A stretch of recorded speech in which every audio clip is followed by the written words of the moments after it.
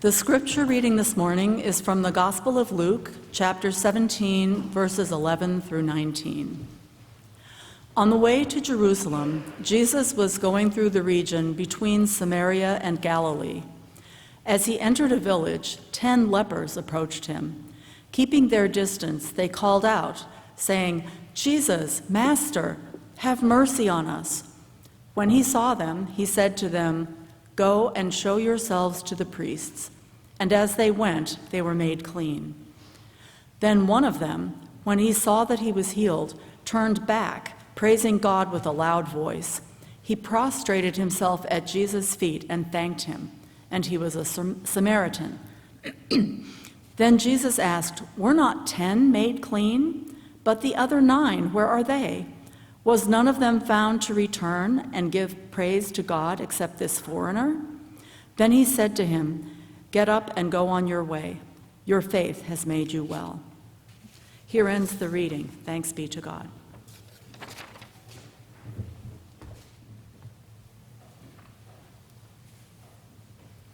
It's surprising where Jesus finds himself that he doesn't ask when he confronts these 10 men, "Where are you from? Where are you from? Where are you from?"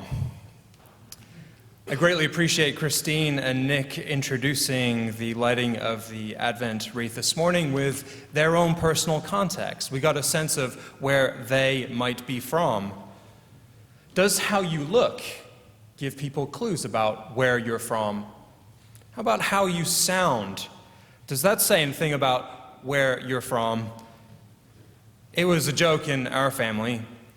As a teenager, years after my family had migrated to the United States, we'd go out to a meal at a restaurant, and my parents would be heard by the server. They'd hear my parents' accent, and they'd ask, "So, where are you from? Where are you all from?" My dad would say in an accent that I would call sort of highbrow Yorkshire, and what he would call, "What do you mean accent? I don't have an accent, everyone else has an accent." After he'd lived in America for years, he would say, "I'm from Connecticut." And an uncertain smile would emerge on the server's face, like, is this person messing with me, or are they being serious? So then comes the next question. Where are you really from? And my dad would understand, of course, what the server was actually asking. Your accent and your explanation don't seem to match up, so please explain. And my dad would explain, we're originally from England, but we've been here for a while now. And sometimes he'd add, but this is our home. Where are you from? And where are you really from? Now, those questions sound a particular way, depending on who is asking and who is receiving those questions. A white Englishman receives such a question in a restaurant as good-natured inquisitiveness, perhaps mildly tiresome when it's asked for the 3,000th time, but surely not every person hears, "Where are you from?" and certainly not, "Where are you really from?" in the same cordial manner. Our umbrella theme for the church program year is neighboring. And these next several weeks, we're moving to a new series of sermons and services entitled Our Neighbors on the Move, which coincides with Advent, which also coincides with our Christmas offering for this year, which will go towards Dignity Village at the United States-Mexico border. And you'll be hearing more about that in the coming weeks. The Christmas offering, of course, also coincides with the story that brings us to Christmas Eve, which is a story of movement. Our Christmas offering will go to people who've usually not chosen to migrate, but are seeking shelter and have knocked on the door to hear that there is indeed no room inside. And so we're setting the table for the next few weeks in a couple of ways this morning. I'm asking us to begin this Advent season by honoring where we're from and by consulting the scriptures as we wonder aloud what a Christian ethic of migration looks like. And so, I ask again, where are you from? I invite you to pause. And we're going to pause for at least as long as Katrina paused during the Joys and Concerns. Yikes! And I invite you in this moment to close your eyes if you feel comfortable doing so and ask yourself, where am I from?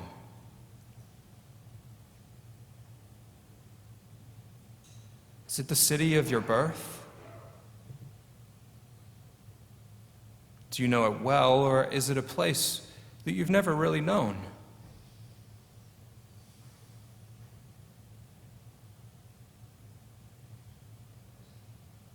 Where are you from? Do you have an accent that seems to some as if it does not fit the place that you live? Is the very sound of your voice a cause for questioning?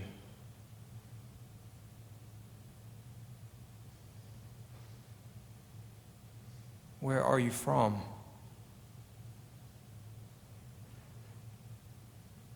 We talk about the place of our birth, a city, a village, a house, or a hospital. But we can't answer this question without talking about a people, or a tribe, or a country, or a faith, or a set of ancestors and circumstances that are the context. Who are your ancestors? How many of us have ancestors who spoke different languages than the ones we understand?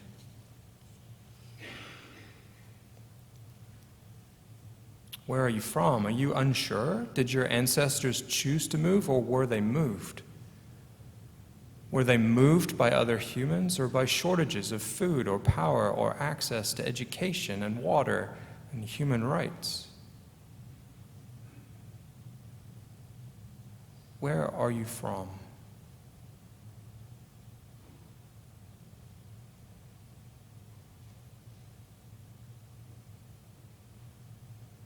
I invite you in this moment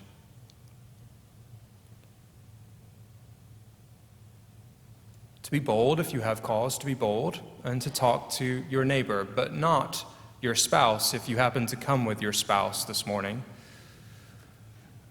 To talk to neighbor for just a moment and share for just a moment an image that came to you, or a thought that you had, something that you treasure about the place you're from or the people that you belong to. Where are you from? Let us talk to one another for a minute.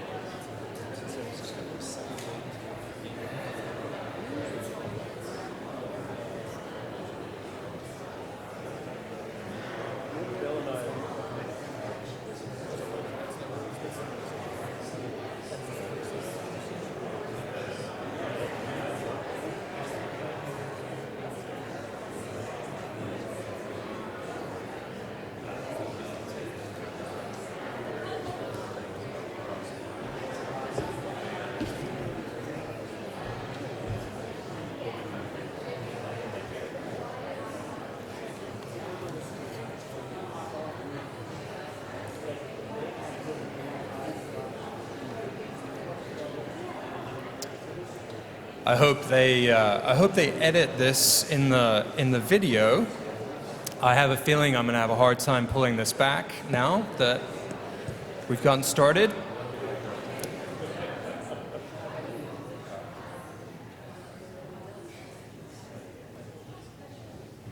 Thank you.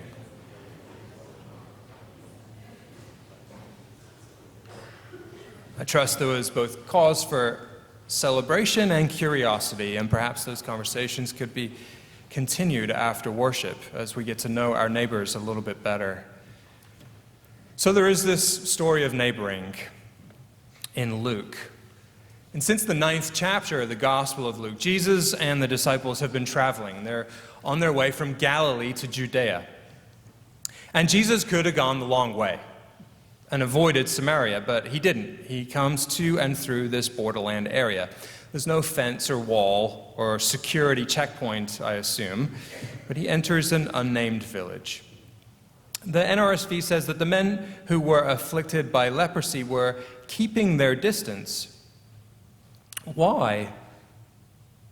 Some folks like to suggest that it must have been because of religious law that these people stay away, that they're forced to the edge of the village, on the edge of Judea, but the text doesn't actually say that specifically. If they were following religious law to a T, they should have called out to Jesus as he approached that they were unclean. They should have shouted at him that they were unclean and that he shouldn't get any closer as a warning, but they don't say that. They know Jesus' name already, and they cry out for mercy. If Jesus is surprised by the fact that these men know his name already, we aren't given any indication of that. There's no pause, there's no questioning. He doesn't ask whether they deserve his mercy. He doesn't ask where they're from. He doesn't ask for papers or documents. He doesn't ask anything about them, actually, which it turns out leads to a small twist in the narrative. These men who are struggling with leprosy are instructed by Jesus to go to the priests. And as they go, they are made well. We presume that the priests that they're instructed to go to are probably in Jerusalem, because a small village wouldn't have had multiple priests in it, and off they go. Off they all go together. But one of them stops and returns to Jesus and falls to the ground in gratitude.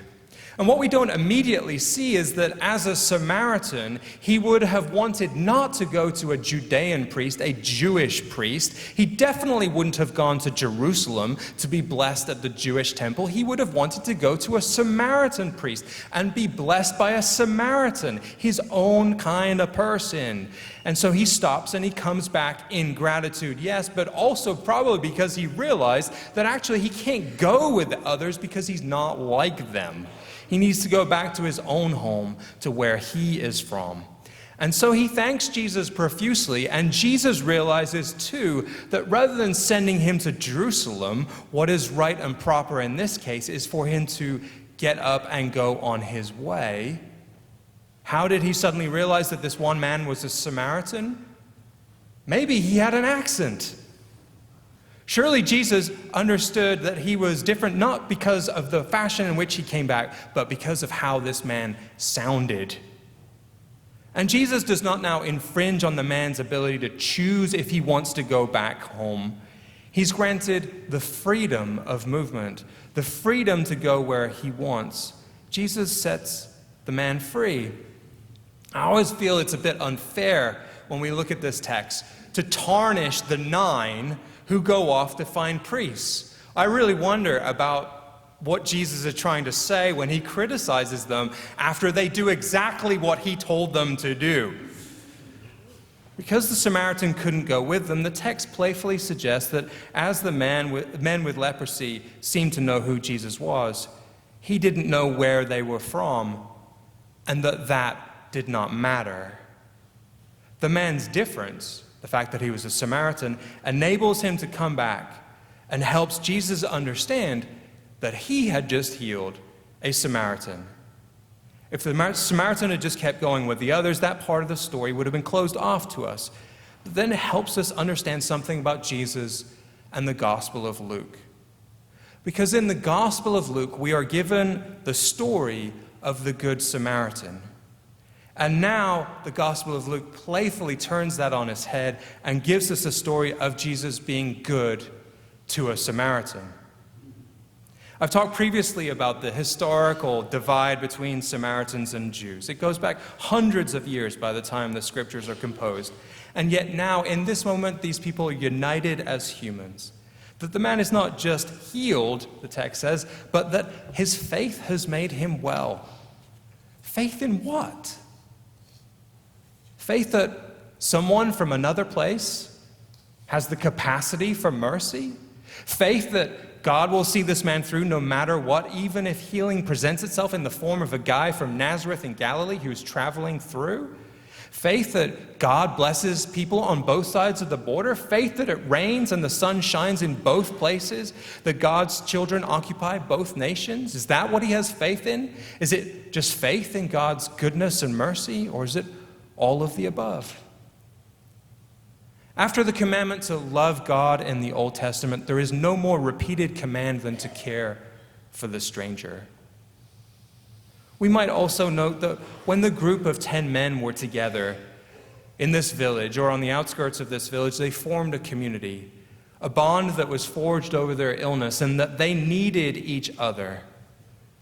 Illness, starvation, deprivation tend to push people to identify around those things rather than nationality and ethnicity when people are on the move. We see this at our own border now. Of course, there are divisions and differences between Hondurans and Guatemalans and Cubans. People have their own support structures and communities within community. But migrant is the thing that joins people together first. Because all God's children, as we heard in talking to one another, have a tale of a migrant in their own personal history. All God's people have moved at some point or have had their ancestors move at some point along the way. Either you moved, or your grandfather moved, or your great-great-great-grandma did. Somebody moved. And it's foundational to being a human. All God's people have been pushed into temporary communities that sought to sustain them in the most challenging of circumstances. All God's people will recognize in their journey, or that of their ancestors, the journey of Joseph and Mary. All God's people will recognize in their story narratives of mercy, unexpected, surprising love and gifts that arrive as the sudden ability to move from the borderland to the interior of the country did for these 10. All God's people will recognize at the core of their own narratives the blessing that can come from seeking to understand others and their journeys.